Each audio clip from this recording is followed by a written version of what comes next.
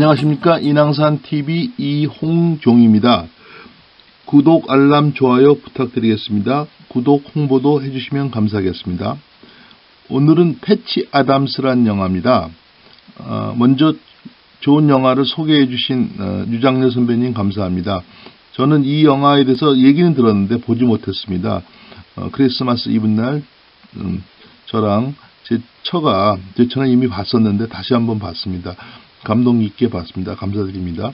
저는 이 영화를 보고 장기려 박사님을 생각하게 됐습니다. 여러분 장기려 박사님 아세요? 우리나라의 마지막 성자라고 대한민국의 수바이자라는 장기려 박사님이 부산에서 주로 활동하셨는데 장기려 박사님에 대해서도 같이 알아보겠습니다.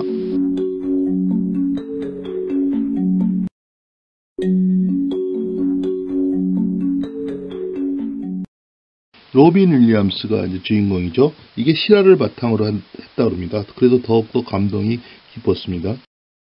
1969년 헌터 아담스는 불행한 가정 환경에서 자라나 사살미수로 정신병원에 수용된다. 삶의 방향을 잃고 방황하던 그는 정신병원의 동료 환자로부터 영감을 받고 상처를 치유하다라는 의미의 패치라는 별명을 얻으면서 패치 아담스로 새 인생을 살게 된다.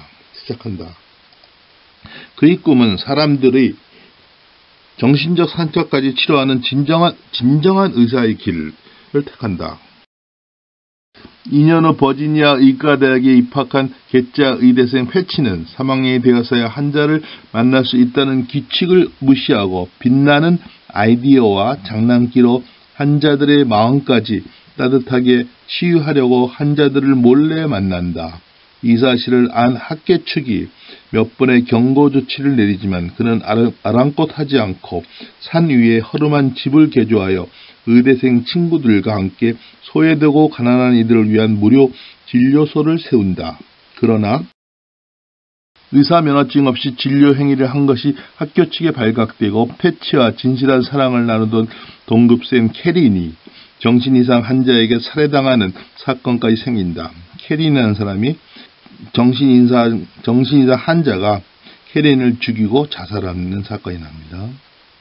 인간에게 한멸을 느낀 패치는 모든 것을 포기하고 자포자기 심정에 빠지지만 다시 생명의 진리를 깨닫고 다시 의사의 길에 의욕을 불태운다.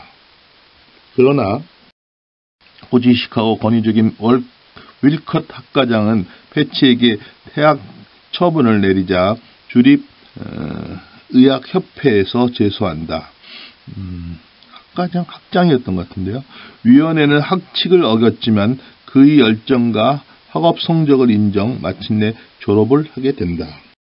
그 후 12년간 패치는 이게 마지막 자막으로 나오는 겁니다. 그 후 12년간 패치는 의료 행위를 계속했고 1만 5천 명 이상의 환자에게 무료 치료는 물론 어떤 의료사고도 일으킨 적이 없다. 패치는 버지니아 서부, 이 버지니아 서부는 이게 네이버에서 잘못 번역한 겁니다. 웨스트 버지니아라고 얘기하더라고요. 웨스트 버지니아는 버지니아주와 다른 주입니다. 웨스트 버지니아. 여담을 하면 웨스트 버지니아가 제일 미국에서 낙후된 지역 중에 하나인데 주의 별명이 스스로 와일드 앤드 원더풀이라고 했어요. 제가 웨스트 버지니아에 가본 적이 있는데 그냥 석탄을 캐던 데가 이제 망한 그런 주입니다. 웨스트 버지니아에 105평방미터의 땅을 구입, 현재 게준트 하이트 병원을 건설 중에 있다. 현재까지 1천여 명이 이르는 의사들이 그와 합류하기 위해 대기 중에 있다. 장기려 박사가 생각났습니다. 이 영화를 보고서. 이 책은 청년의사 장기려라는 소설을 손홍규라는 사람이 썼어요. 장기려 박사를 모델로 소설을 만들었어요. 우리 시대의 마지막 성자, 청년의사 장기려. 의료활동과 사회봉사활동을 펼친 의사로 한국의 수바이자라 불린다. 1979년 막사회상 수상 장기려는 어릴 때부터 의사를 이 꿈을 키웠다. 제가 장기려 박사에 대해서 부산에서 많이 듣고 그랬습니다. 근데 특히 또 제가 친한 선배님 부인이 친한 형수님이죠.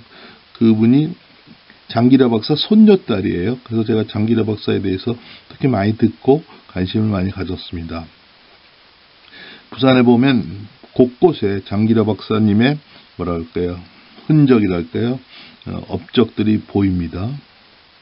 그래서 경성의학 전문학교를 졸업하고 평양의과대학과 김일성 종합대학 교수를 지냈다. 한국전쟁이 일어난 1950년 장기려는 철수하는 군인들 손에 이끌려 아내와 5 남매를 북에 둔 채 둘째 아들만 데리고 월남하였다. 그리고 부산에서 천막을 치고 복음병원을 세워 행여 병자를 치료했다. 장기려는 가난한 사람을 위해 평생을 바치겠다는 다짐을 하며 하루에 200명이 넘는 환자들을 돌보았다.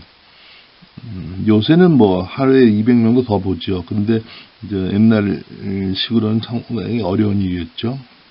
뿐만 아니라 1959년에 우리나라 최초로 간 절제 수술에 성공하는 등 당시 우리나라 외과 의사 가운데 최고의 실력을 갖추고 있었다. 그런데 병원이 커지고 무료 진료가 불가능해지자 장기려는 1968년 한국 최초의 의료보험조합인 청십자의료보험조합을 설립하였다.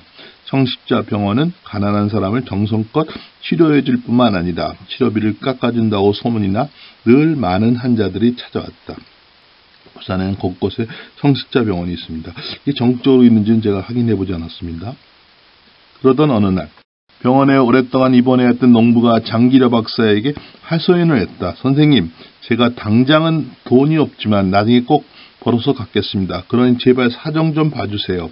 내일 당장 모내기를 해야 하는데 이렇게 병원에 묶여 있으면 한 해 농사를 망치게 됩니다. 농부의 말을 들은 장기려는 가만히 생각을 하다가 말했다. 밤에 문을 열어둘 테니 그때 나가세요. 농부가 깜짝 놀라자 장기는 웃으면서 말했다. 병원에서는 아마 병원비를 내지 않으면 퇴원을 안 시켜줄 거예요. 그런데 돈이 없으니 도망을 쳐서라도 일을 해야 가족을 돌볼 수 있을 거 아닙니까? 장기려는 그렇게 말하고 농부의 돈까지 쥐어줬다. 얼마 안 되지만 차비나 하세요. 그는 수술비가 없는 환자를 위해 자신의 돈으로 수술을 해주고 그나마도 감당할 수 없게 되면 밤에 몰래 환자를 탈출시키기도 했다. 그리고 평생 자기 집 한 채 가지지 못하고 병원 옥상 사택에서 살다가 1995년 12월 추운 겨울날 새벽에 세상을 떠나고 말았다. 이 글은 지식백과에서 학생들을 위한 검색에서 찾았습니다. 여러분 행복하십시오. 감사합니다.